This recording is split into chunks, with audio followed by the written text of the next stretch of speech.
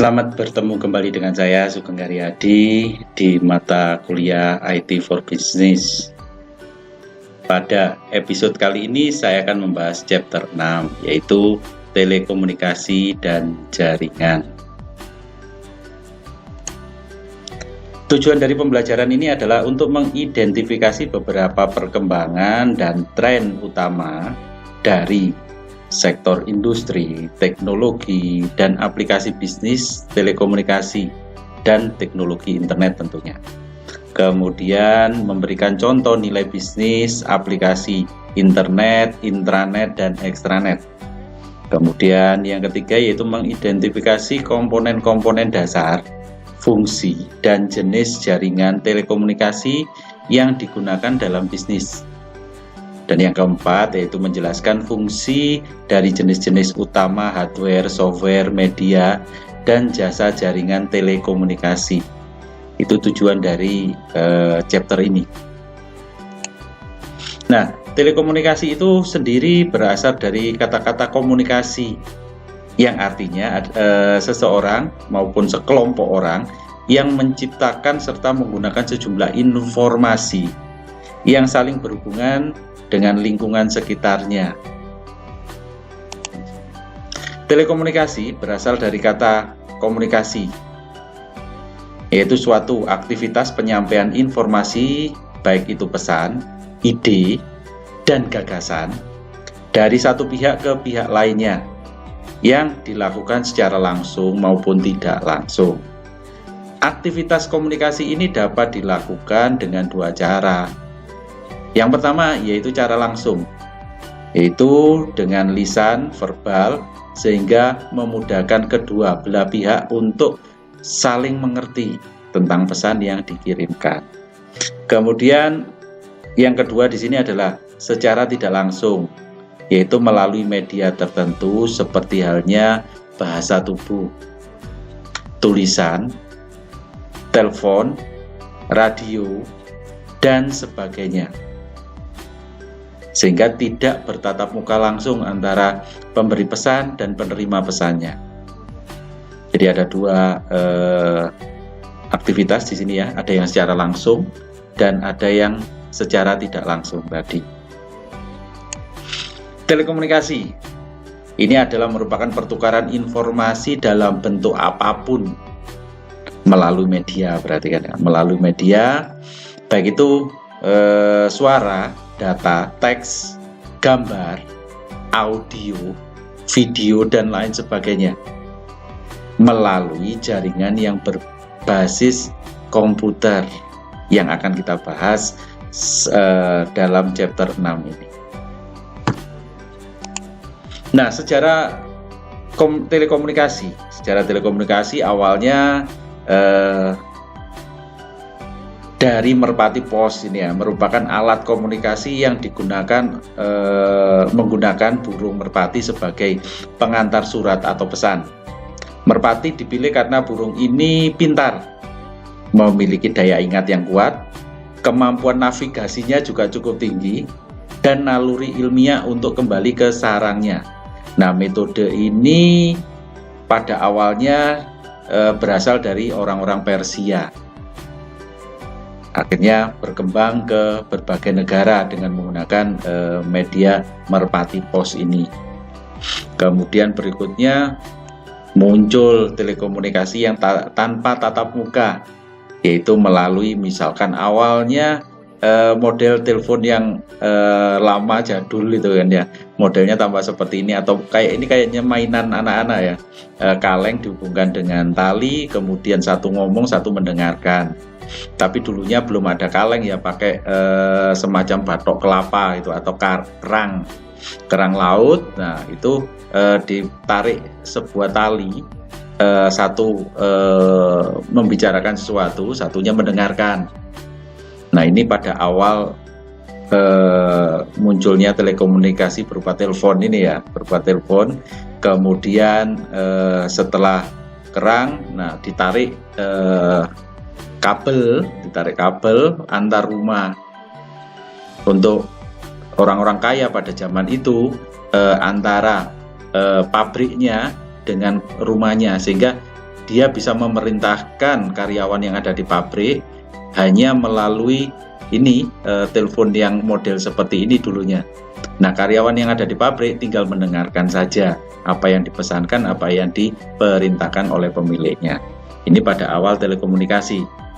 Kemudian, nah ini diciptakan oleh Abraham Bell di sini ya. Nah, ini modelnya tampak seperti ini pada saat awal.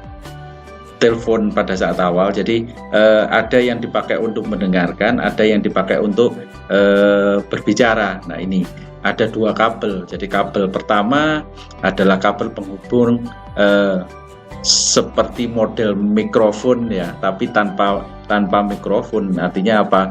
Sebuah tabung saja ya. Kemudian di sana juga hubungkan dengan tabung juga di sana, tapi di sana untuk mendengarkan, yang sebelah sininya untuk berbicara. Nah, kalau di sana ada respon, maka di sana berbicara. Nah, bagian yang ini, bagian yang bawah ini yang ada talinya ini dipakai untuk mendengarkan pihak yang mengirimkan pesan tadi untuk feedbacknya, tampak seperti ini. Ini awal telekomunikasi. Kemudian berkembang menjadi mekanik. Mekanik artinya apa? Artinya bukan hanya untuk satu jalur saja dari satu titik ke titik yang lain, tapi bisa dipakai untuk 2 jalur, 3 jalur dan lain sebagainya. Bahkan ada yang beberapa jalur akhirnya model mekanik seperti ini. Ini generasi kedua dari telekomunikasi, dari telepon itu kan ya. Kemudian muncul akhirnya telepon generasi berikutnya, yaitu masih menggunakan mekanik. Yang ini ya dasarnya menggunakan mekanik, kemudian mulai dengan digital ya, banyak cabangnya melalui jaringan telepon, kabel telepon yang ada. Nah, salah satu penyedia jaringan telepon kalau di Indonesia adalah PT Telkom yang mempunyai jaringan telepon di seluruh Indonesia melalui kabel-kabel telepon yang ada, melalui tiang telepon yang ada. Nah, itu dihubungkan kabel satu tiang ke tiang yang lain. Nah, kemudian pelanggan tinggal menyalurkan ke tiang terdekat sehingga bisa berkomunikasi dengan pihak lain. Ini ya, secara digital sekarang sudah muncul. Nah, kemudian berkembang juga tanpa kabel atau melalui jaringan seluler ya. Nah, ini mulai zaman yang pertama munculnya pakai antena. Antenanya semakin kecil, teleponnya juga semakin tipis. Nah, ini kan ya. Nah, kemudian berkembang jaringannya mulai GSM, ada CDMA dan lain sebagainya sampai sekarang 4G ya. Ini smartphone yang biasa kita gunakan sekarang sebagai media telekomunikasi yang ada. Nah, konsep jaringan, kalau tadi tentang telekomunikasinya, sekarang tentang jaringannya. Jaringan di sini adalah rantai, grup atau sistem yang saling berhubungan atau saling terkait. Jumlah kemungkinan koneksi jaringan adalah N-1 atau N-2. N di sini adalah jumlah node atau titik koneksi. Nah, contohnya 10 komputer di jaringan, maka jaringannya adalah 10 kali 10 minus 1. Berarti 10 kali 90 kemungkinan koneksi dari 10 unit komputer yang ada. Nah, ini contohnya tampak seperti ini. Nah, lebih lanjut kita berbicara tentang hukum Metcalfe. Kegunaan atau utilitas jaringan sama dengan kuadrat jumlah penggunanya. Semakin banyak pengguna di suatu jaringan, semakin berguna jadinya. Sampai masa kritis tercapai, perubahan teknologi hanya mempengaruhi teknologinya itu sendiri. Begitu masa kritis tercapai, sistem sosial, politik, dan ekonomi akan berubah. Contohnya internet tumbuh secara eksponensial. Kami dapat mengharap nilai lebih dengan biaya yang semakin sedikit. Hampir setiap kali kita masuk, setiap hari informasi ada di dalam genggaman kita. Nah, itu hukum terkait dengan Metcalfe. Berikutnya, tren dalam komunikasi. Komunikasi adalah pertukaran informasi yang tadi sudah dijelaskan ya, dalam bentuk apapun, suara, data, teks, gambar, audio, video, melalui jaringan berbasis komputer. Nah, tren dalam industri telekomunikasi ini ada 3 tren. Yang pertama, tren industrinya, persaingan dari penyedia jaringan telekomunikasi tadi. Kemudian persaingan teknologi. Teknologinya akan berlomba-lomba untuk memenangkan persaingan, dinaikkan teknologinya. Saling bersaing di sini. Kemudian tren yang ketiga yaitu persaingan aplikasi bisnis. Ini ke arah penyebaran penggunaan internet, intranet, dan extranet untuk mencapai keuntungan strategis. Ini dalam tren komunikasi. Nah, tren dalam komunikasi tampak seperti itu tadi sudah dijelaskan ya, tren industrinya, tren teknologinya, tren aplikasinya. Nah, akan saya bahas satu persatu di sini. Yang pertama terkait dengan tren industri. Jadi ke arah pemasok, pembawa, aliansi, dan jasa jaringan yang lebih kompetitif dipercepat oleh deregulasi dan pertumbuhan internet, WWW, gitu kan ya. Kemudian di industri telekomunikasi ini telah berubah dari monopoli, biasanya kalau di Indonesia ya di monopoli oleh PT Telkom, sekarang sudah mulai dibuka, ada dari swasta, ada semacam Indosat dan yang lain ya, yang lain, XL dan lain sebagainya, yang diatur oleh pemerintah ke pasar yang telah mengalami deregulasi dengan pemasok yang bersaing ketat dalam jasa telekomunikasi ini. Ini tren di industrinya, jadi mulai dari monopoli sekarang pasar bebas. Siapa yang bisa menyediakan jaringan yang bagus, maka dia akan mendapatkan pelanggan yang lebih banyak. Nah, ini kaitannya dengan tren industri. Kemudian kalau tren teknologi ini ke arah penggunaan yang lebih intensif dari internet, serat optik, digital serat optik ya, dan teknologi nirkabel. Sistem terbuka adalah sistem informasi yang menggunakan standar hardware, software, aplikasi, dan jaringan yang menciptakan lingkungan komputasi yang berguna atau yang terbuka untuk diakses dengan mudah oleh pemakai atau pengguna akhir, end usernya. Kemudian sistem terbuka ini menyediakan efektivitas fungsi jaringan tingkat tinggi. Artinya apa? Sistem terbuka memungkinkan berbagai aplikasi yang berbeda dari end user tadi, pemakai akhir, diselesaikan dengan menggunakan berbagai sistem yang ada di komputer. Jadi satu menggunakan aplikasi yang tertentu, satu menggunakan aplikasi yang lain. Nah, ini diselesaikan oleh tren teknologi, ada konverternya sehingga bisa menjadi satu di dalam satu teknologi ini. Itu kaitannya dengan tren teknologi. Nah, masih lanjutan tren teknologi tadi, software yang disebut itu tadi yaitu middleware. Dapat digunakan untuk membantu sistem yang berbeda-beda untuk bekerja sama. Biasa katakan tadi adalah converter middleware di sini.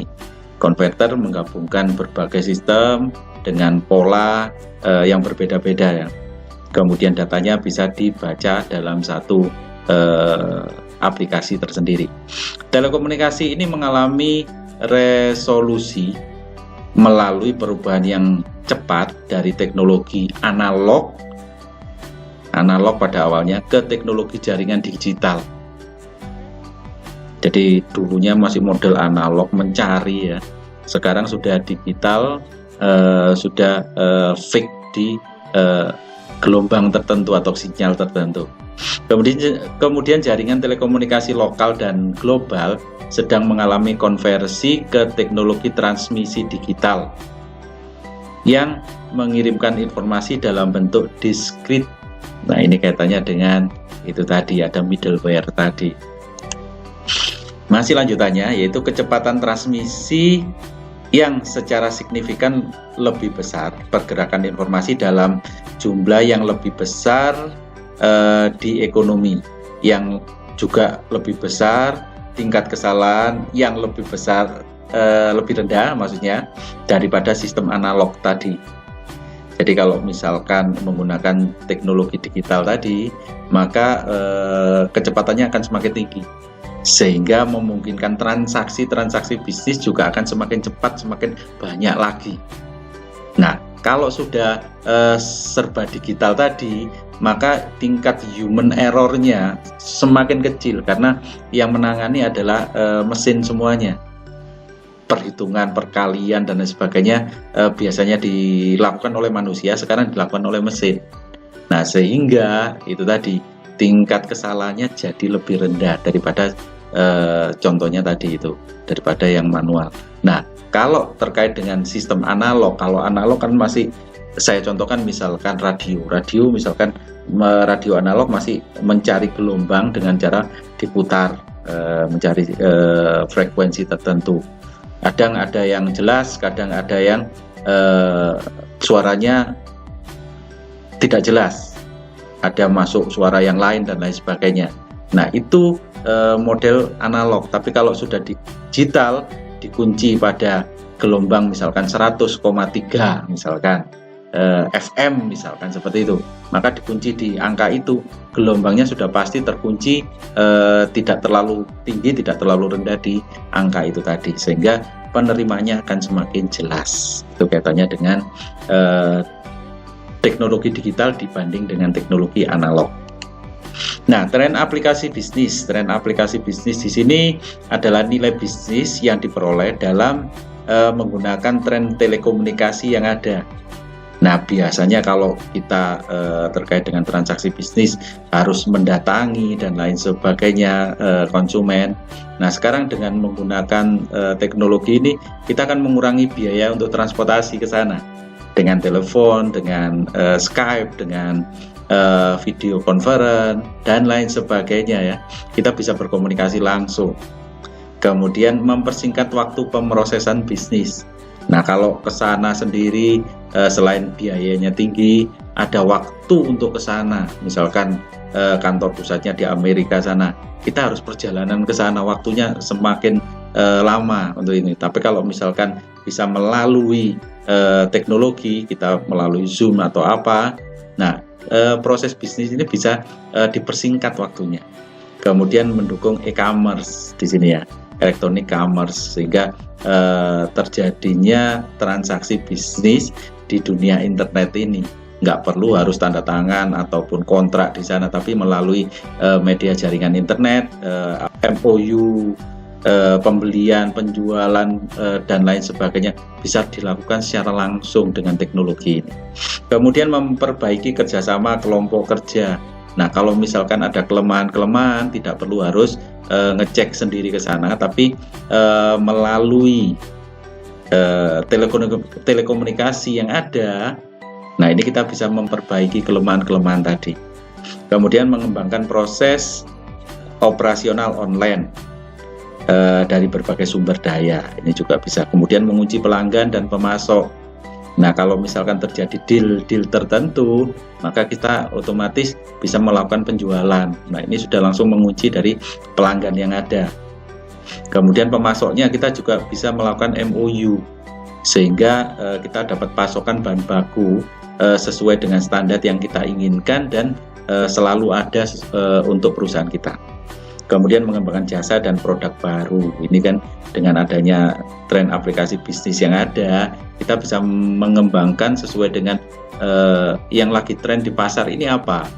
Kita melihat dari produk-produk yang berkembang atau produk pesaing, kita bisa menutupi kelemahan-kelemahan itu dengan menciptakan produk baru. Nah, ini kaitannya dengan mengembangkan jasa dan produk baru dari tren aplikasi bisnis. Nah, terkait dengan internet.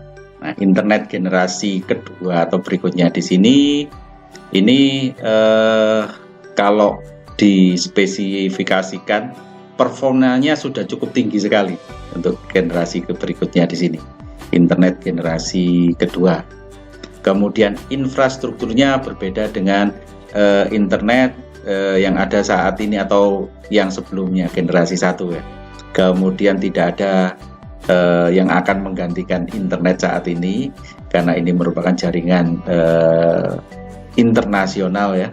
Kemudian digunakan lebih dari kalau pada saat buku ini muncul ya 200 universitas ternama internasional, lembaga ilmiah, perusahaan-perusahaan komunikasi. Tapi untuk saat ini di masa pandemi bukan hanya 200, tapi seluruh universitas, seluruh lembaga pendidikan mulai dari yang paling bawah ya, SD, SMP, SMA, perguruan tinggi, S2, S3, semuanya menggunakan teknologi internet ini untuk media komunikasi dan pembelajaran.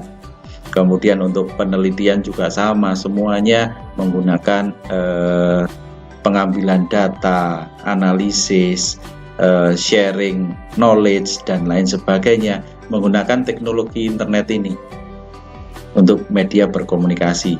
Nah, ini kaitannya dengan untuk perusahaan komunikasi juga akan semakin banyak yang menyediakan aplikasi yang mendukung teknologi internet kedua ini.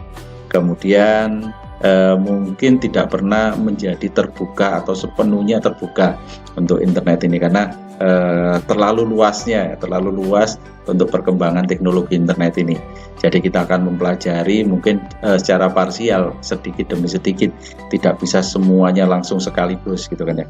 Kemudian pengguna berhubungan melalui ABLAN tulang punggung yang mendukung throughput sampai 10 GB per second bandwidth yang tidak terbatas. Nah ini, kaitannya 40 atau 30 MB saja sudah cukup tinggi untuk kecepatan internet saat ini di tangan kita atau di laptop saya contohnya ya.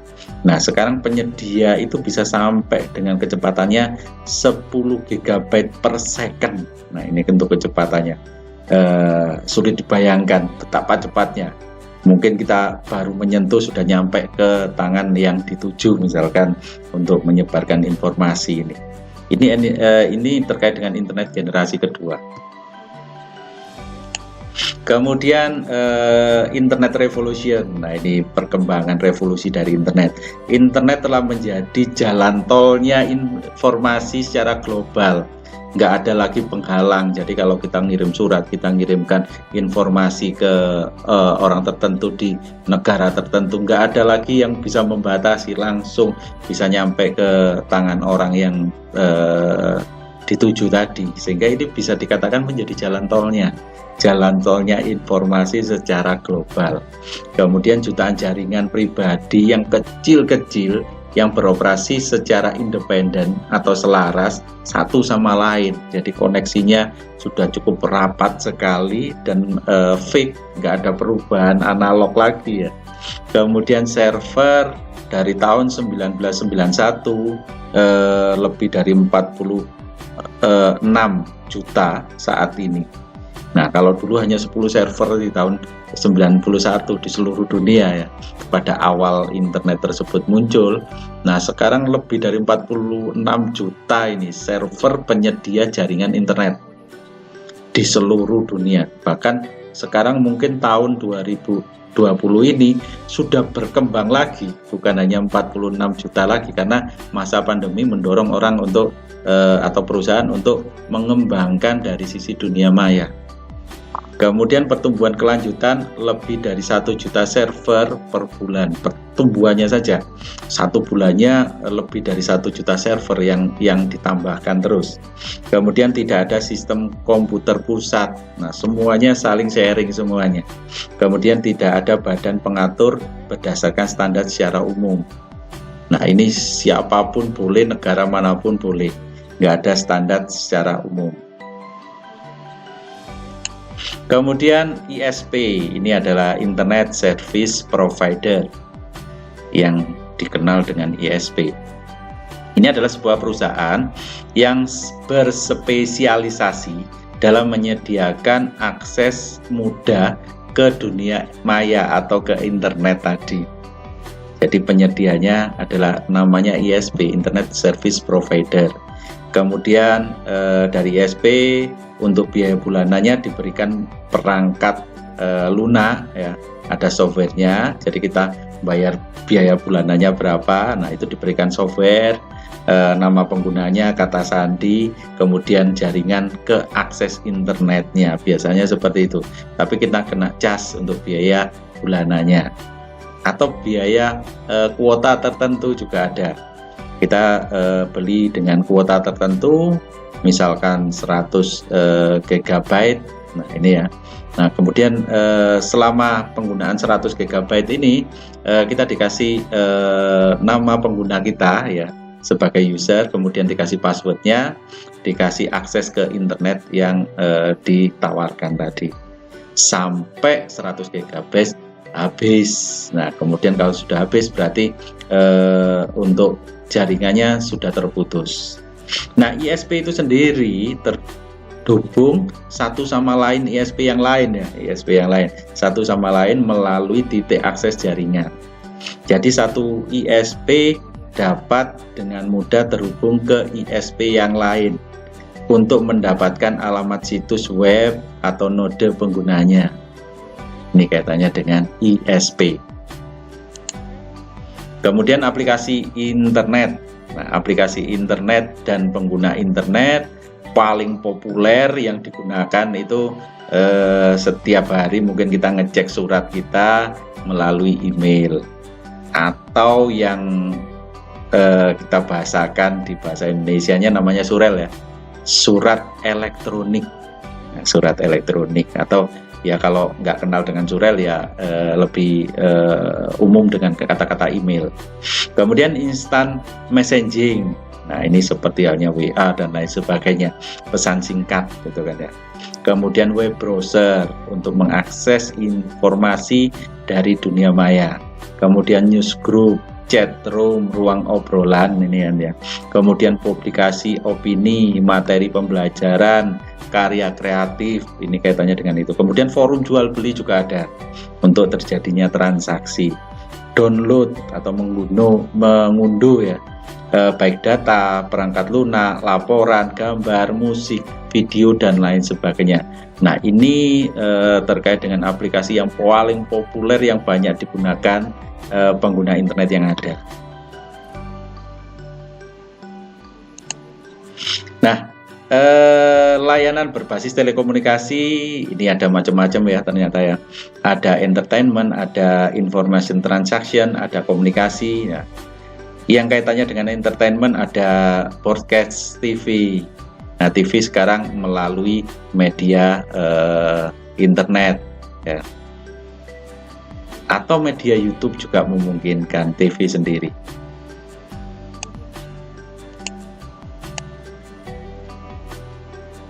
Nah selain untuk entertainment juga untuk transaksi informasi.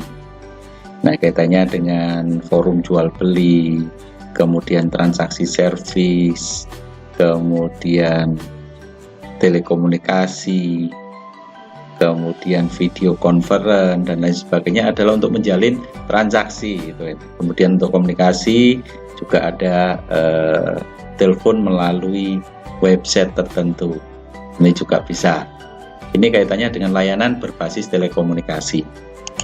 Berikutnya jaringan, teknologi jaringan internet. Teknologi jaringan internet digunakan sebagai platform teknologi, rangkaian browser, web editor, kemudian halaman web HTML-nya, kemudian perangkat lunak dari manajemen jaringan, firewall dan lain sebagainya. Ini kaitannya dengan teknologi jaringan internet digunakan sebagai platform teknologi. Kemudian juga bisa diterapkan di aplikasi internet, intranet dan extranet. Nah, contohnya apa yang bisa diterapkan ke semuanya ini? Yaitu web browser. Nah, web browser ini kita bisa mengakses dari intranet, dari lingkungan perusahaan, dari extranet, dari perusahaan satu ke perusahaan lain, dari internet dari seluruh dunia. Ini juga bisa. Kemudian memperkuat langkah sebelumnya untuk menuju jaringan klien atau server berdasarkan arsitektur teknologi informasi yang sistemnya terbuka. Ini kaitannya dengan teknologi jaringan internet. Kemudian sistem terbuka tadi sudah dijelaskan ya.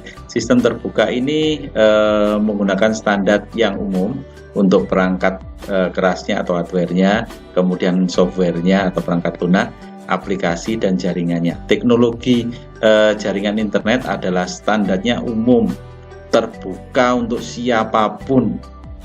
Pokoknya bisa mengakses di dalamnya maksudnya. Kemudian koneksivitasnya, sistem terbuka menyediakan koneksivitasnya dan interoperabilitasnya jaringan yang lebih besar. Koneksi jaringannya maksudnya lebih besar juga. Kemudian middleware-nya mungkin diperlukan untuk membantu berbagai sistem untuk bisa saling bekerja sama tadi. Penggunaan bisnis dari internet. Penggunaan bisnis dari internet telah meluas dari pertukaran informasi secara elektronik ke aplikasi strategi bisnis. Jadi transaksi sekarang tidak lagi harus face to face, harus datang dan lain sebagainya, tapi melalui jaringan internet kita bisa melakukan transaksi bisnis, baik itu penjualan, pembelian, kerjasama dan lain sebagainya.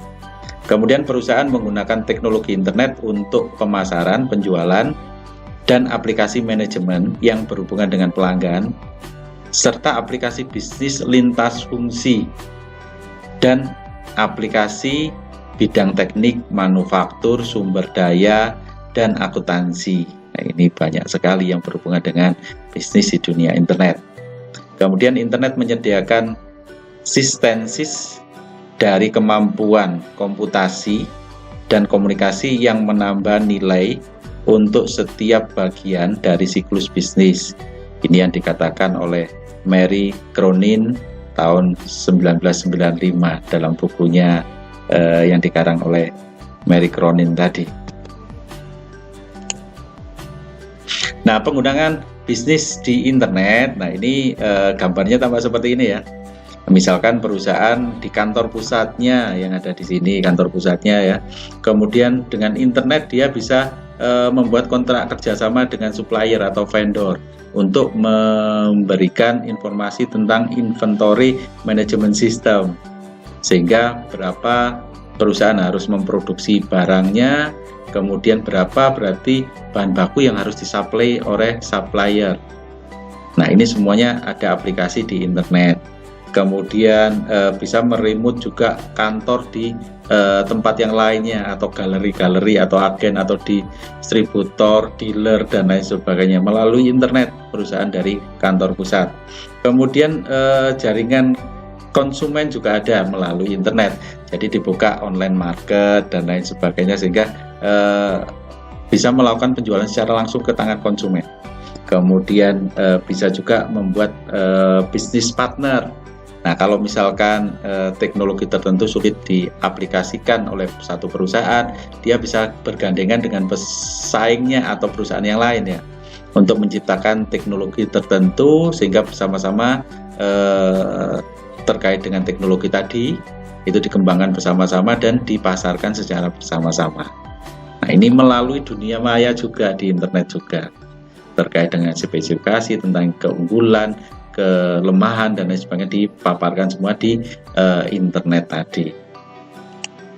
Kemudian middleware atau midware di sini ya. Middleware di sini adalah istilah umum untuk setiap pemrograman yang menjadi perantara antara dua program secara terpisah. Artinya ini sebagai konverter penghubung bahasa program satu dengan bahasa program yang lain, namanya middleware di sini. Memungkinkan database tertentu untuk mengakses database yang lain tanpa pemrograman custom. Nah, ini middleware ya, konverternya tadi bisa membaca program dengan program yang lain dari data satu ke data yang lain. Kemudian secara umum ini dikenal sebagai plumbing. Plumbing itu apa? Ya semacam pipa ledeng yang semacam jalan tol mengalirkan informasi secara langsung tadi dari suatu sistem informasi. Ya, jadi informasinya melalui lubang di pipa tadi dialirkan dari titik mana ke titik yang lain. Kemudian ini merutekan atau mengalurkan data dan informasi antara sumber data back end ya di balik layar itu ya back end dan aplikasi pengguna akhirnya. Jadi menyalurkan ya, kalau diistilahkan misalkan dari satu bak tertentu dialirkan ke konsumen atau kamar tertentu atau ruang tertentu ya, dialirkan melalui pipa ledeng tadi, pipa ledeng, sehingga semua informasi lari ke sana. Nah, itu kaitannya dengan itu, merutekan, alurkan dan lain sebagainya. Kemudian komponen penting dari infrastruktur teknologi informasi apapun. Jadi middleware ini merupakan yaitu infrastruktur yang paling penting dari teknologi informasi apapun. Karena kalau misalkan tidak ada middleware, tidak ada konverternya, nah ini akan sulit aplikasi satu bisa terkoneksi dengan aplikasi yang lain. Data yang satu yang diketik atau diinput oleh aplikasi tertentu belum tentu bisa terbaca oleh aplikasi yang lain, maka dibutuhkan middleware di sini. Kemudian teknologi jaringan digital. Nah, teknologi jaringan digital. Telekomunikasi sedang merevolusi dengan beralih dari analog ke digital. Analog di sini adalah transmisi yang berorientasi pada suara. Kemudian kalau digital, transmisi ini berorientasi pada pulsa atau diskrit, pulsa diskritnya ya. Kemudian manfaatnya dari analog ke digital tadi, yaitu kecepatan transmisinya jauh lebih tinggi, jauh lebih tinggi daripada yang analog tadi untuk digital tadi. Kemudian memindahkan sejumlah besar informasi secara cepat tentunya ya. Kalau misalkan analog tadi kan masih mencari ya, kemudian datanya ditransfer satu persatu, sekarang kecepatannya besar, maka data yang ditransfer atau informasi yang ditransfer akan juga semakin besar. Kemudian ekonomi juga akan semakin besar. Nah, transfer ini kan bisa jadi merupakan transfer informasi transaksi bisnis. Nah, adanya penjualan, pembelian, kontrak kerja, dan lain sebagainya. Nah, ini mendukung ekonomi juga akan semakin besar berkembangnya. Ekonomi juga akan semakin besar, tapi ada yang lain lagi.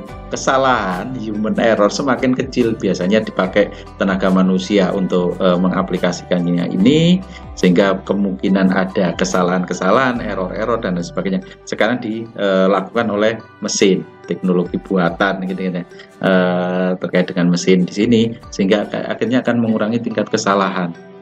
Kemudian mengirimkan berbagai jenis komunikasi, data, suara, video di sirkuit yang sama, di gelombang yang sama. Nah, ini akhirnya menjadi teknologi digital. Ini Anda perlu pahami tentang teknologi jaringan digital.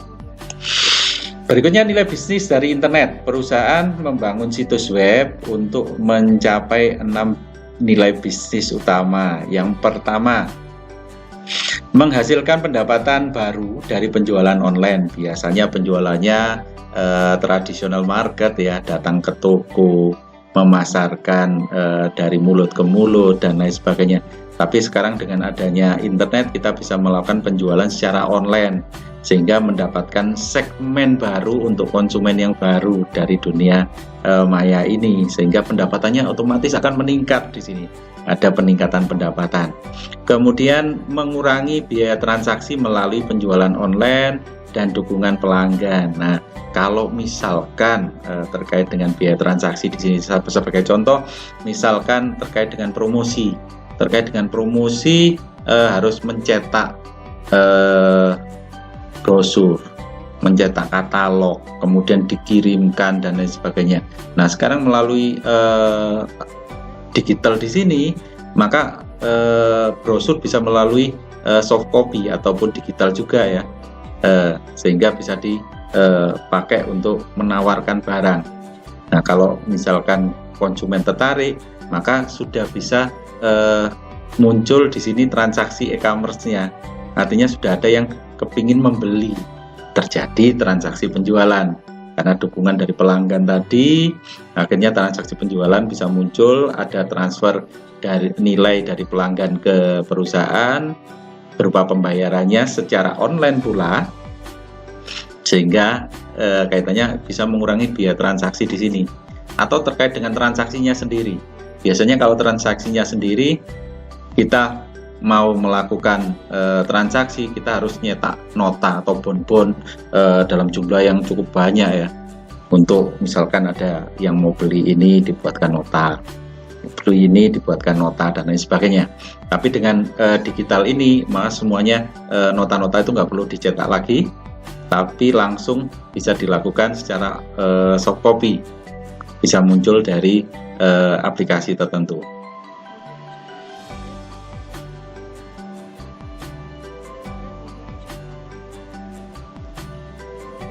Kemudian yang ketiga di sini adalah menarik pelanggan baru melalui iklan dan pemasaran web serta penjualan online. Nah, melalui pemasaran web di sini ada muncul sekarang yang lagi rame, yaitu digital marketing. Jadi marketing melalui dunia digital. Yang saya katakan tadi, misalkan nggak perlu lagi harus mencetak brosur, menyebarkan leaflet dan lain sebagainya ya. Tapi melalui dunia digital kita bisa mempromosikan barang langsung ke media sosial dan lain sebagainya, sehingga bisa menarik pelanggan-pelanggan baru yang di luar kemampuan kita secara offline untuk memasarkan ke sana. Mereka bisa tahu, mereka tertarik dengan produk kita, ya sudah, mereka bisa melakukan transaksi, sehingga akhirnya kita bisa mendatangkan segmen baru, pelanggan baru melalui iklan dan pemasaran web serta penjualan online yang ada. Kemudian berikutnya yaitu meningkatkan loyalitas pelanggan saat ini melalui perbaikan dukungan dan layanan pelanggan melalui web. Nah, terkait dengan ini, jadi pelanggan ini merupakan hal yang penting bagi perusahaan. Karena apa? Ada kata-kata pelanggan adalah raja. Jadi kalau misalkan ada keluhan pelanggan yang tidak ditangani, maka apa yang terjadi? Pelanggan tersebut merasa tidak puas. Pelanggan merasa tidak puas, maka dia akan menyebarkan informasi negatif tentang produknya perusahaan. Nah, kalau sudah menyebar informasi negatif tadi, banyak orang tidak percaya tentang produk perusahaan, akhirnya penjualan semakin turun. Nah, kalau penjualan sudah semakin turun lagi, nah lama-lama perusahaan secara tidak langsung akan penjualannya kalah terus dengan pesaing, akhirnya ya bisa terjadi kebangkrutan. Itu kaitannya dengan itu, sehingga keluhan pelanggan ini menjadi skala prioritas penanganan pertama bagi perusahaan, kaitannya untuk meningkatkan kepuasan dari pelanggan. Nah, kalau pelanggan puas, maka jika membutuhkan barang yang sama, dia akan membeli produk yang sama, produknya perusahaan tadi, atau merek tertentu ya, merek tertentu, misalkan perusahaan elektronik gitu kan ya, kita beli barang tertentu, kemudian barang tersebut sudah jadul, ada teknologi yang baru, ya kita akan membeli produk dengan produk baru tadi dengan merek yang sama karena kita puas, sehingga ini bisa meningkatkan loyalitas dari pelanggan. Ya, harapan dari loyalitas tadi adalah retensi, pembelian kembali dengan produk yang sama atau merek yang sama. Itu kaitannya dengan yang diharapkan oleh perusahaan yaitu retensi tadi. Kemudian mengembangkan pasar baru berbasis web melalui dan saluran distribusi untuk produk yang ada saat ini. Nah, mengembangkan pasar baru berbasis web tadi yang saya katakan di awal tadi, yaitu melalui dunia digital ya. Kita punya segmen baru secara online, tapi jangan mematikan segmen yang offline. Kalau kita matikan secara offline, kemudian kita secara frontal beralih ke online, nah kalau terjadi kegagalan di online, maka perusahaan kita langsung bangkrut otomatis. Tapi kalau kita step by step bertahap dari offline, dari traditional market, tapi kita mengembangkan segmen baru beralih ke dunia maya, ke pemasaran online, pemasaran medsos, dan lain sebagainya. Nah, ini tidak ditinggalkan tapi online bergerak. Nah, ini menjadikan segmen baru terkait dengan pasar baru. Pasarnya terpecah menjadi dua pasar, secara offline dan pasar secara online yang ada. Nah, ini akan meningkatkan juga pendapatan dari perusahaan, meningkatkan penjualan perusahaan, meningkatkan keuntungan perusahaan juga. Yang terakhir di sini adalah mengembangkan produk baru berbasis informasi yang dapat diakses melalui web. Jadi dengan adanya internet ini kita juga bisa melihat teknologi dari produk-produknya pesaing kita. Nah, salah satu cara untuk mengembangkan kita yaitu melalui ATM.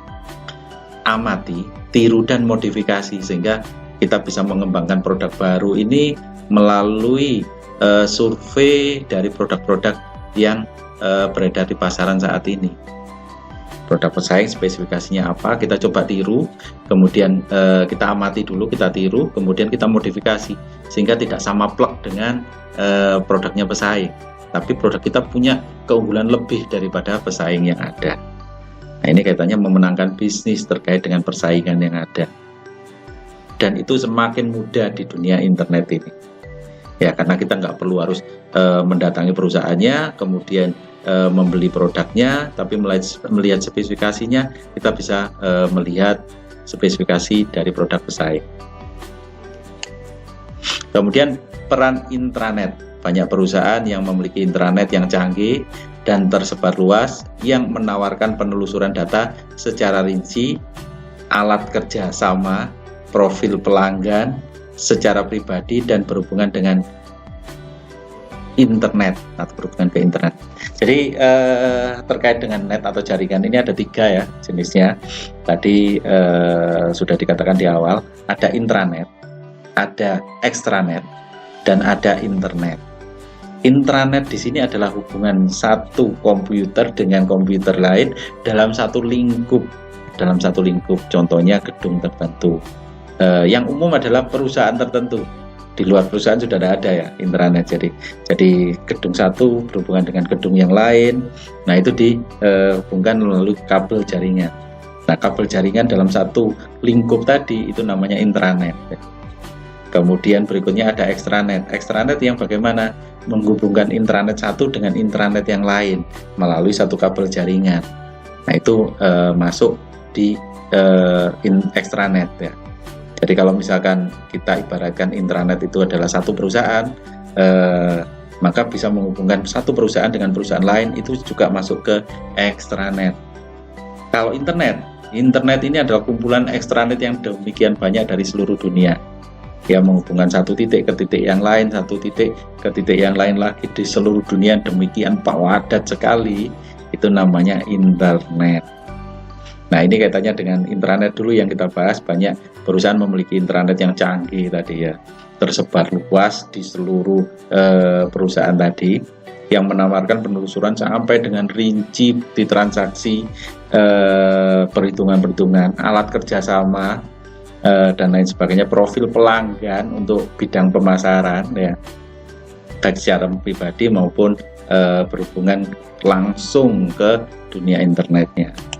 Kemudian kalau nilai bisnisnya tampak seperti ini, nilai bisnis dari internet ya, kaitannya dengan bisa, yang tadi sudah dibahas juga ini ya, menurunkan biaya untuk mengembangkan produk berbasis web, meningkatkan customer loyalitas, dan lain sebagainya tadi. Nah, kalau dibentuk dalam bergambar tampak seperti ini, sehingga perusahaan paling tidak juga bisa membuat pendapatan baru di sini, sumber pendapatan baru.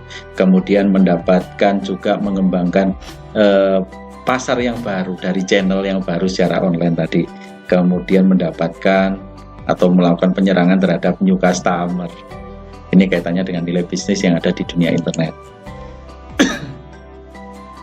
Nilai bisnis dari intranet. Nah, ini komunikasi dan kolaborasi secara signifikan, memperbaiki komunikasi dan kolaborasi di dalam perusahaan, dalam satu lingkup perusahaan. Jadi kalau misalkan bagian pabrik dengan bagian gudang misalkan, nah ini kolaborasinya atau koordinasinya bagaimana atau komunikasinya, nggak perlu harus mendatangi pabrik yang tempat produksinya agak jauh dengan gudang yang berjauhan tadi, mendatangi secara langsung, tapi melalui kolaborasi dari database yang ada bisa menghadirkan kolaborasi tertentu atau koordinasi tertentu. Artinya begitu untuk kapasitas produksi bahan bakunya kurang, langsung bisa dikirimkan dari gudang ke tempat produksi. Atau misalkan kebalikannya, dari hasil produksi barang jadinya sudah menumpuk di pabriknya, bisa dikirim ke gudangnya, dicarikan tempat kosong di gudang untuk menaruh barang jadi tadi. Itu kaitannya dengan intranet ya. Kemudian publikasi web, ini adalah keuntungan pengembangan dan publikasi dokumen multimedia hyperlink dengan database hipermedia yang dapat diakses melalui server tertentu yang telah bergeser ke internet korporat, internetnya perusahaan tersendiri ya, perusahaan tersendiri, dan nggak bisa diakses oleh pihak luar ini. Karena ada firewall yang dipagarkan di situ ya. Kemudian manajemen dan operasional bisnis ini digunakan sebagai dasar untuk mengembangkan dan menyebarkan aplikasi bisnis yang penting untuk mendukung operasional bisnis dan pengambilan keputusan manajerial perusahaan yang terhubung dengan internet. Nah, ini kaitannya dengan kolaborasi di tingkat middle management ke atas, ini kaitannya ya, tentang operasional terkait dengan manajemen ke bawah ya. Kemudian kaitannya dengan pengambilan keputusan ini karenanya masuk di middle management sampai top management terkait dengan pengambilan keputusan manajerial perusahaan. Nah, internet sebagai portal informasi juga tambah seperti ini ya. Jadi kaitannya dengan komunikasi kolaborasi yang tadi juga disebutkan terkait dengan bisnis operasional dan manajemennya, terkait dengan web publishing, terkait dengan internet portal manajemen.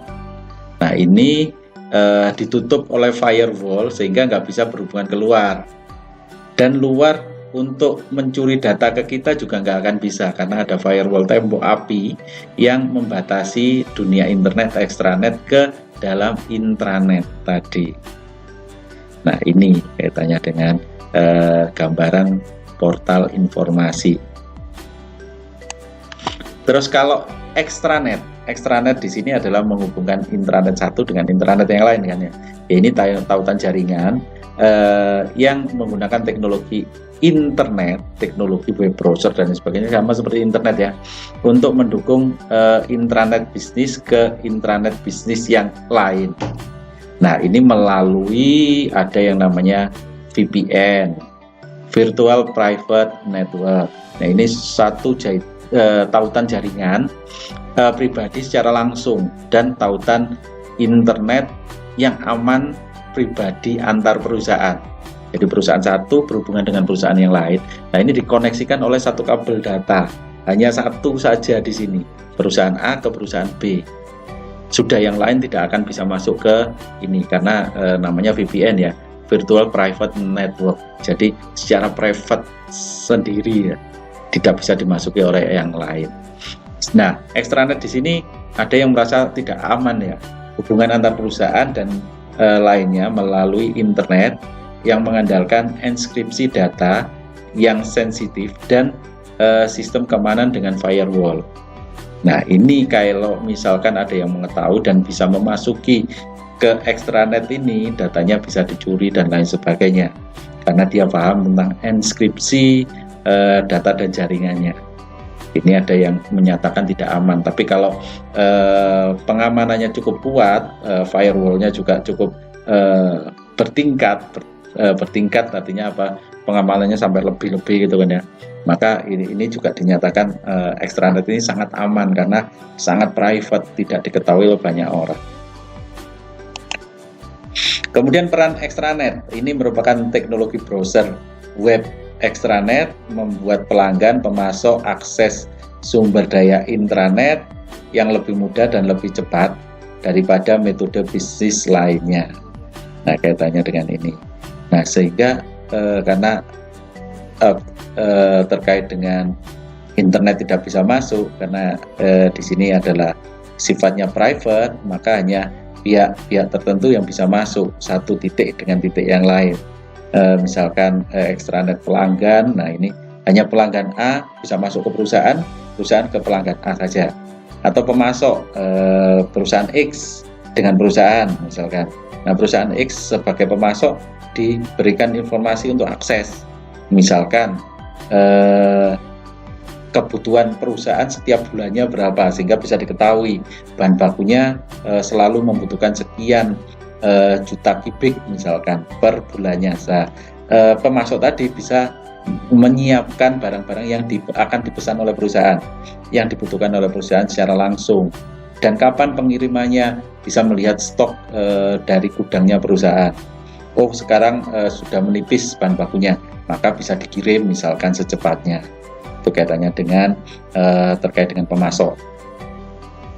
Kemudian extranet ini memungkinkan perusahaan untuk menawarkan layanan web baru yang interaktif bagi mitra bisnis mereka. Nah, kaitannya dengan interaktif tadi, nah ini bisa menjawab atau berkomunikasi secara langsung dengan mitra bisnis mereka. Ya, kaitannya dengan akses, bisa masuk ke gudangnya, informasi gudang maksudnya ya, informasi produksi bulanan dan lain sebagainya, untuk menyiapkan bahan baku yang disampaikan tadi, sehingga bisa terjadi komunikasi. Pihak vendor bisa menanyakan kapan bisa saya kirim untuk bahan baku yang bulan ini, atau kapan karena stoknya sudah sangat tipis harus saya kirim sekarang ataupun kapan besok misalkan, dan lain sebagainya. Ada interaktif antara perusahaan dengan vendornya tadi.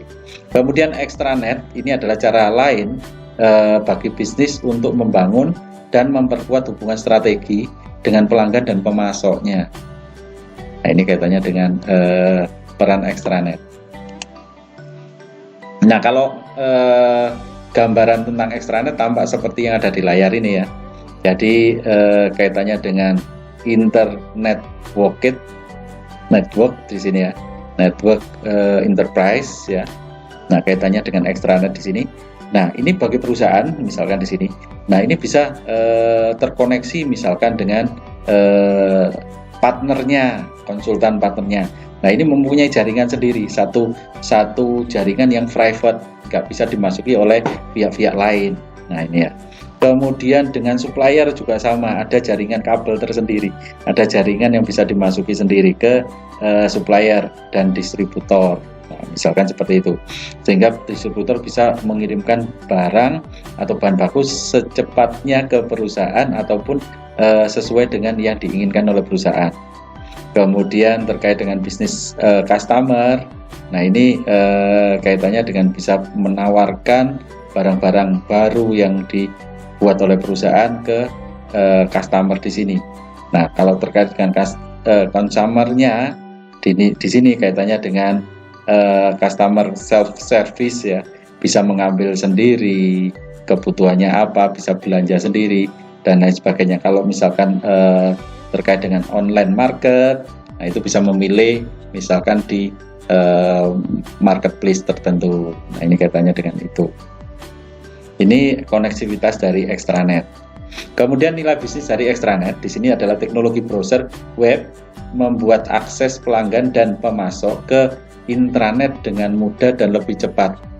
Kemudian cara lain untuk membangun dan memperkuat hubungan strategis, kemudian mengaktifkan dan meningkatkan kolaborasi antara bisnis pelanggan dan mitra bisnis yang lainnya. Ya. Kemudian memfasilitasi pengembangan dan pemasaran produk secara interaktif dan online. Ini kaitannya dengan extranet. Kemudian alternatif jaringan telekomunikasi. Ada model jaringan telekomunikasi, ada 5 komponen dasar dalam jaringan telekomunikasi. Yang paling penting Anda harus hafalkan, ada 5 ini ya. Yang pertama adanya terminal. Bukan terminal yang terminal bus ataupun mikrolet ya. Terminal ini maksudnya titik untuk menghubungkan jaringan satu dengan yang lainnya. Terminal misalkan laptop ataupun PC dan lain sebagainya. Kemudian ada prosesor telekomunikasi. Nah, nanti kita bahas satu-satu. Kemudian saluran telekomunikasi yang ketiga, kemudian komputer, kemudian ada software komunikasi. Satu persatu kita bahas. Nah, ini kaitannya dengan jaringan telekomunikasi ya. Jaringan telekomunikasi adalah pengaturan dimanapun seorang pengirim mengirimkan pesan, pengirimnya sendiri ya. Kemudian ke penerimanya, berarti ada sender, ada receiver. Nah, ini kan ya. Melalui jaringan, nah kabel data itu jaringannya ya, terdiri dari beberapa macam media. Nah, media telekomunikasinya apa? Nah, modelnya tampak seperti ini ya, modelnya tampak seperti ini. Jadi pengirimnya melalui PC atau ada terminal tertentu ya. Nah, ini kemudian yang kedua melalui penerimanya ya, ada telekomunikasi prosesornya, kemudian telekomunikasi channelnya, kemudian telekomunikasi prosesor lagi untuk penerimanya ya, kemudian baru ke telekomunikasi software komputer yang ada. Nah, ini sama-sama. Nah, ini dihubungkan melalui jaringan media tertentu. Kemudian jenis-jenis jaringan telekomunikasi. Ada WAN itu wide area network, ada LAN, local area network, ada jaringan private virtual, VPN tadi ya, ada jaringan klien atau server. Satu persatu. WAN di sini ada wide area network. Di sini digunakan banyak perusahaan multinasional yang mengirimkan atau menerima informasi secara luas, siapapun dari dunia internet ya. Kemudian kalau LAN di sini adalah local area network, di sini adalah dengan area terbatas. LAN ini digunakan untuk menghubungkan tempat kerja mikrokomputer tertentu dengan peripheral yang ada di komputer yang ada. Ya, berhubungan satu dengan yang lainnya. Kemudian jaringan private virtual VPN tadi, jaringan yang aman yang menggunakan internet namun mengandalkan firewall, enkripsi, dan fitur pengaman lainnya. Karena disewa khusus untuk dua perusahaan tadi, VPN. Kemudian jaringan klien ataupun server, ini adalah tempat kerja pemakai, disebut kliennya ya, penghubung jaringan dengan aplikasi yang disebut juga server. Nah, lanjutannya terkait dengan komputasi jaringan, di sini merupakan jaringan yang terpusat, terdiri dari a plate. Di sini menyediakan interface pemakai yang berbasis browser ya, untuk memproses program aplikasi tertentu. Kemudian kliennya cukup tipis ya, tipis-tipis gitu kan kliennya, mencakup komputer jaringan, komputer internet, peralatan jaringan dan informasi. Kemudian server database, jaringannya yaitu peer to peer. Bentar lagi kita bahas peer to peer. Kemudian menghubungkan komputer dengan server pusat yang berisi direktori semua pemakai lainnya dalam jaringan yang ada di dalam perusahaan tadi. Tidak memiliki server atau direktori secara pusat. Nah, kalau WAN di sini wide area network, ini jaringan telekomunikasi yang mencakup wilayah geografis yang cukup luas. Nah, kayak seperti yang ada di gambar ini ya. Ini antar benua lewat WAN di sini atau ini media internet tadi, dari satu negara ke negara lain. Nah, misalkan kota tertentu dengan kota yang lain, nah, seperti ini. Kemudian kalau local area network di sini adalah menghubungkan komputer dalam area fisik yang terbatas, seperti ruang kantor, ruang kelas, ruang gedung, ruangan di dalam gedung atau dalam satu gedung sendiri terdiri dari banyak ruangan. Ini juga memungkinkan. Nah, modelnya macam-macam ya nanti terkait dengan local area network. Ada PC station di sini ada beberapa PC station. Nah, ini dihubungkan ke server. Nah, kemudian di dalamnya ada internet processor, modem istilahnya. Kemudian printernya hanya satu, sharing antara PC 1 semua sampai dengan PC 6. Kalau ngeprint lewat satu printer ini aja gitu kan ya. Kemudian database-nya juga satu data storage ya, software aplikasi paket tertentu. Kemudian virtual private network atau VPN di sini digunakan untuk membangun intranet dan extranet yang aman. Nah, internet adalah jaringan tulang punggung utama di VPN ini. Browsernya dan lain sebagainya menggunakan jaringan yang ada di internet. Kemudian mengandalkan firewall jaringan, enkripsi, dan fitur keamanan lainnya untuk membangun pipa yang dibatasi tadi, pipa yang dibatasi melalui internet. Jadi tidak semua penyusup bisa masuk ke dalam pipa tadi. Nah, pengamannya sebagai alat pengaman yaitu firewall, enkripsi, dan lain sebagainya melalui password tertentu. Kemudian yang ketiga di sini adalah membuat jaringan pribadi tanpa biaya tinggi untuk koneksi kepemilikan secara terpisah. Kemudian kalau VPN tampak seperti ini ya, jaringan VPN atau menghubungkan intranet perusahaan A dengan intranet yang ada di perusahaan B. Nah, ke perusahaan A kalau misalkan mau berhubungan dengan perusahaan B lewat router. Nah, router di sini sebelum keluar ada firewall, tembok api. Demikian juga perusahaan B. Perusahaan B melalui intranet di perusahaan B, dia akan mengirimkan informasi ke perusahaan A melalui intranet servernya. Kemudian dari intranet server ke extranet servernya. Nah, di sini ada router atau penghubung. Nah, sebelum keluar ada firewall yang tidak bisa dimasuki semuanya dari perusahaan A ke perusahaan B. Atau kebalikannya, A juga sama, ada firewall yang B tidak boleh masuk seenaknya ke perusahaan A. Ada firewall di sini.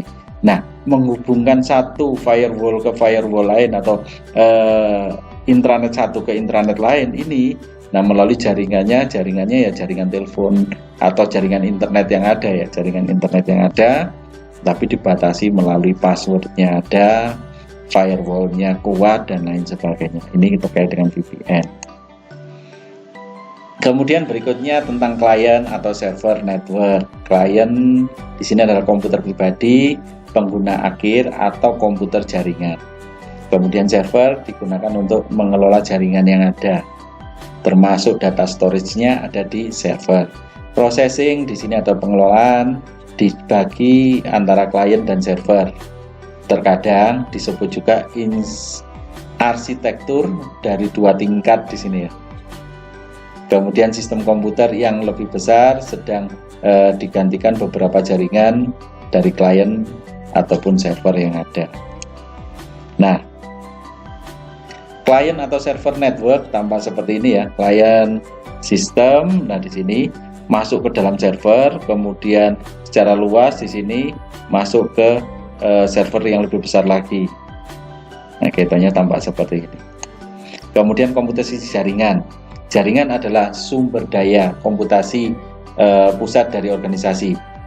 Klien kecil menyediakan interface pengguna berbasis browser untuk memproses tadi ya, aplikasi tadi.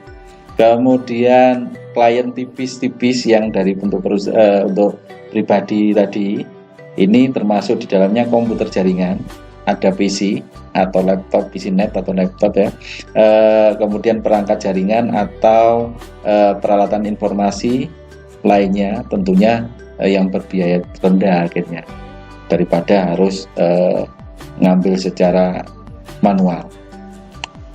Kemudian komputasi jaringan di sini adalah aplikasi dari dan server database yang menyediakan sistem operasi, aplikasi perangkat lunaknya, applet-nya, database, perangkat lunak, manajemen database. Nah, terkadang disebut juga model klien atau server 3 tingkat karena terdiri dari klien yang paling dasar tadi ya, paling bawah, kemudian server aplikasi di tengah-tengah middle, kemudian server database yang di atasnya lagi lebih besar untuk menampung database dan data klien-klien yang tipis-tipis tadi yang paling bawah, paling dasar, klien dasar maksudnya.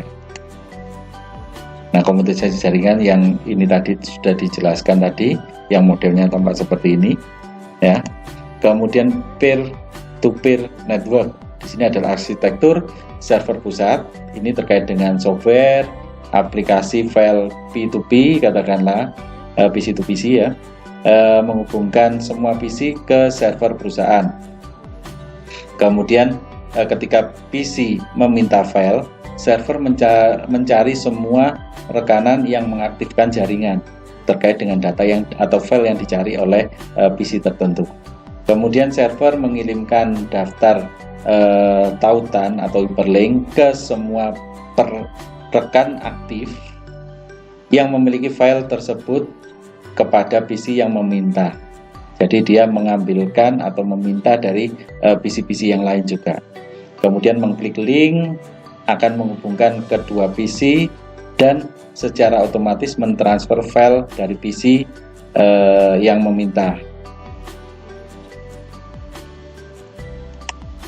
Kemudian peer-to-peer network lanjutan di sini ya, arsitektur peer-to-peer murni di sini ya, tidak ada direktori atau server dari pusatnya atau server utamanya.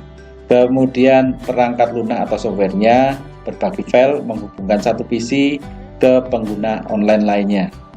Saat Anda meminta file, perangkat lunak atau software mencarikan setiap pengguna online dan minta untuk mengirimkan tadi dan mengiriminya. Kemudian ada daftar nama file yang aktif, mengklik link secara otomatis mentransfer file dari hard drive atau hard disk tertentu pengguna ke tangan Anda sebagai yang meminta data tadi.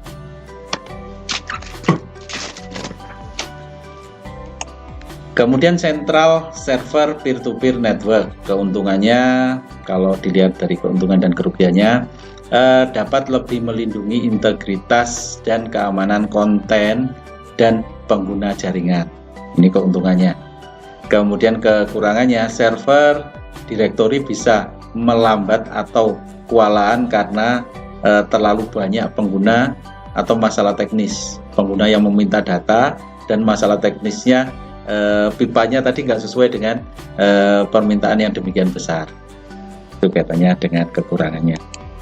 Nah, peer-to-peer network tampak seperti ini, kaitannya dengan topologi jaringan ya, macam-macam modelnya ya.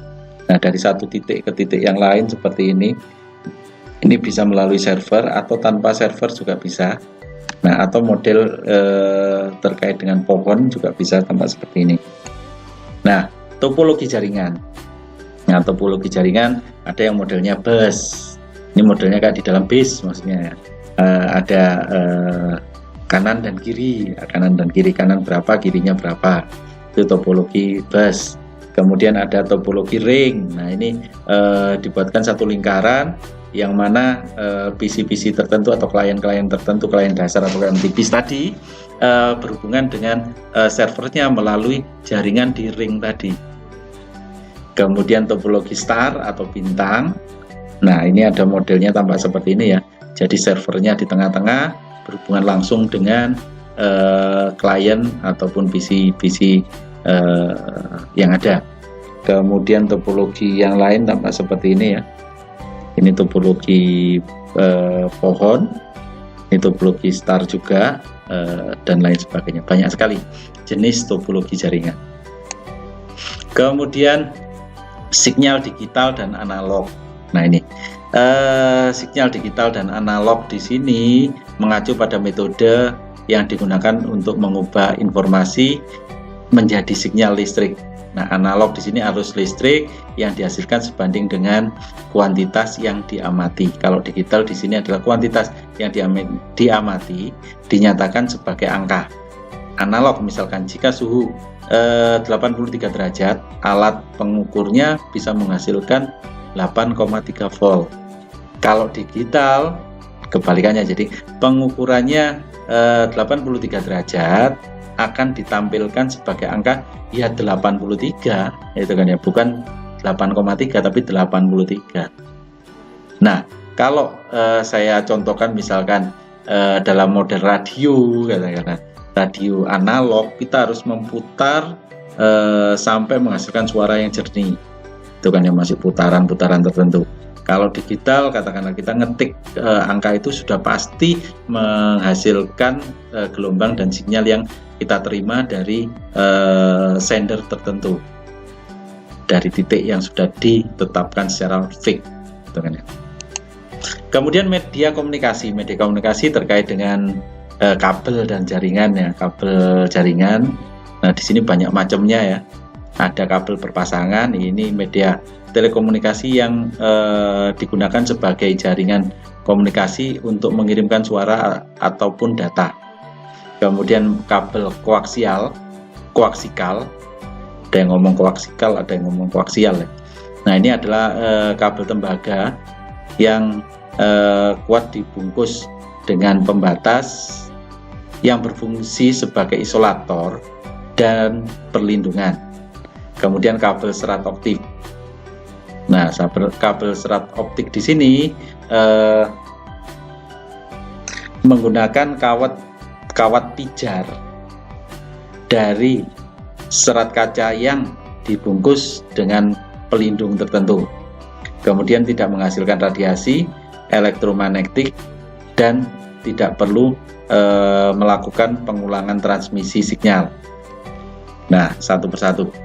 Nah, kabel berpasangan tampak seperti ini ya. Contohnya kalau misalkan di kabel jaringan sudah dipasang-pasangkan, ada putih sama hitam, ada putih sama biru, ada putih sama hijau, ada putih sama kuning, dan lain sebagainya, ini di dalam satu paket kabel. Nah, awalnya kabel jaringan ini berawal dari kabel yang seperti kabel listrik seperti ini ya. Kabel listrik yang cuma satu, ini kan cuma satu, untuk menghubungkan listrik, satu positif satu negatif. Ini juga satu positif satu negatif. Nah, ini kabel berpasangan namanya. Kemudian kabel koaksikal. Nah, kalau ngomong kabel koaksikal, kabel yang paling sederhana dari koaksikal adalah kabel antena TV. Antena TV ini adalah kabel koaksial, ya, koaksikal atau koaksial. Nah, di sini ya. Nah, kalau di dalamnya, di sini ada pusat konduktornya yang ada tembaga di tengah. Nah, ini yang pusat konduktornya di situ. Nah, kemudian ada elektriknya di sini yang ada kayak plastik warna putih gitu ya. Kemudian ada pelindung. Kemudian ada kumparan lagi di sini. Kalau ini positif, ini negatifnya ya. Kemudian ada pelindungnya lagi, karet lagi atau plastik lagi. Nah, kabel koaksial atau koaksikal di sini ini juga banyak macamnya. Ada yang paling sederhana seperti kabel antena TV, ada yang semakin besar ya. Ada bahkan yang diameternya sampai 5 cm, 7,5 cm dan lain sebagainya. Tingkat besarnya kabel ini adalah kabel untuk media radio pemancar. Semakin besar diameter dari senter konduktornya, semakin besar juga kabelnya. Semakin besar kabel, semakin daya pancarnya semakin luas, sehingga radio tersebut pemancarnya bisa diterima oleh misalkan radius 30 kilo, radius 40 kilo tanpa penghalang gunung dan lautan, misalkan seperti itu. Nah, itu tergantung kabel pemancarnya. Nah, kabel koaksial di sini. Nah, terus berikutnya serat optik. Nah, kabel serat optik tampak seperti ini ya. Nah, kalau satu persatu tampak seperti ini ya. Ini ya, kaitannya dengan fiber optik, serat fiber ya. Nah, ini satu persatu tampak seperti ini modelnya. Ada cladding, ada core dasarnya, ada coating, ada outlet riket dan lain sebagainya. Nah, kalau ini dimunculkan dalam bentuk kabel yang besar, tampak seperti yang gambarnya di sini. Nah, ini masing-masing di sini bentuknya tampak seperti ini. Nah, kemudian teknologi nirkabel, teknologi tanpa kabel di sini bisa menggunakan wifi dan lain sebagainya. Nah, ini adalah mengembangkan gelombang mikro terestrial, yaitu melibatkan sistem gelombang mikro yang terikat pada bumi dan mengirimkan sinyal radio kecepatan tinggi dalam saluran antar sistem.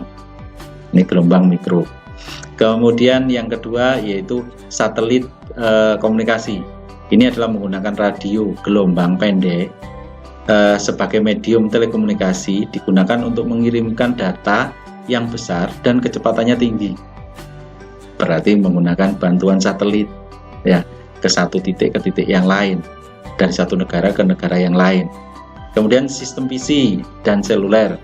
Di sini menggunakan beberapa teknologi komunikasi radio yang dibagi dari geografis dan area kecil menjadi area kecil-kecil gitu kan ya.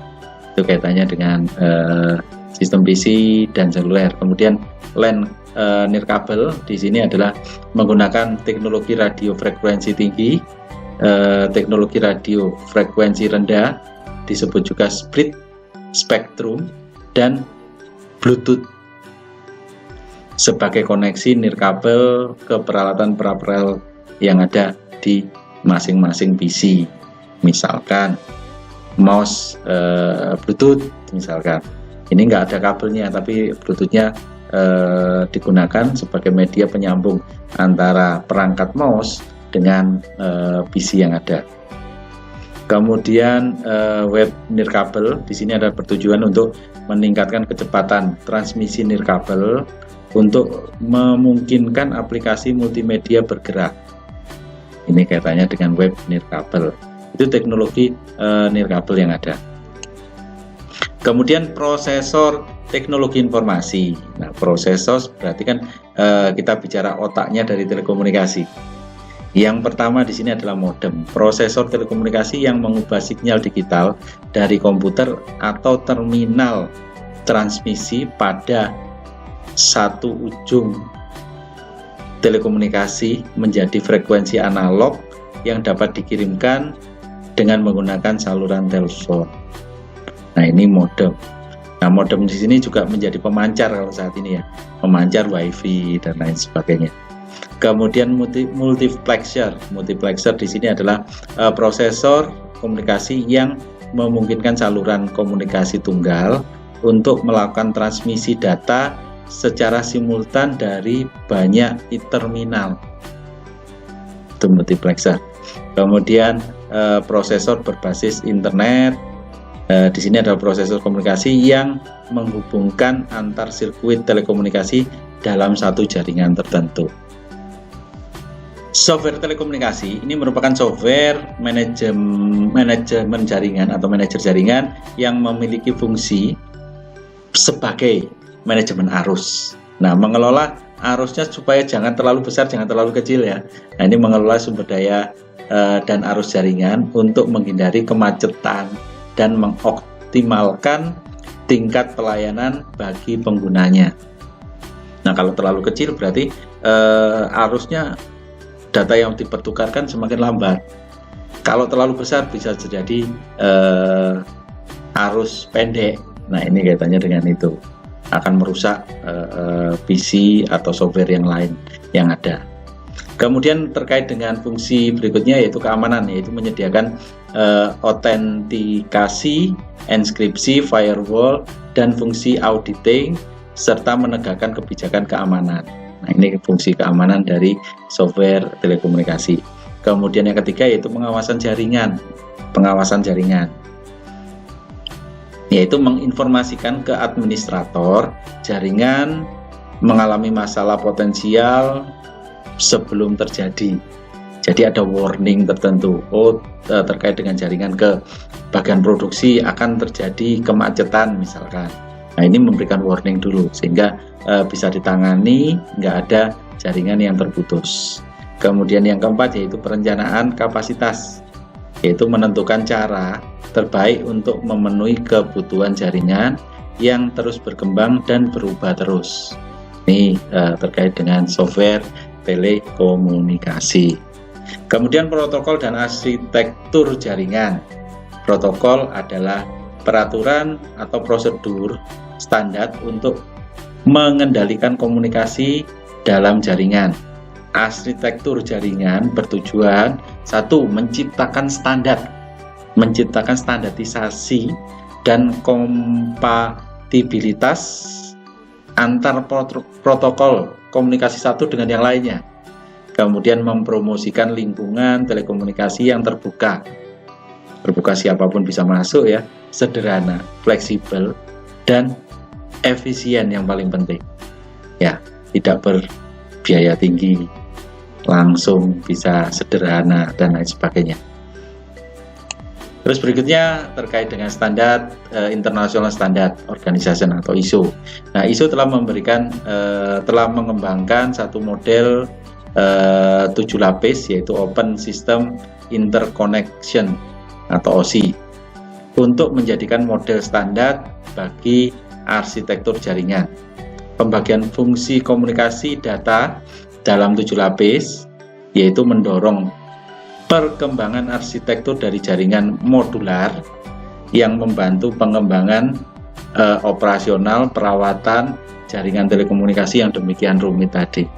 Nah, ini ada standarnya, yaitu ISO, International Standard Organization.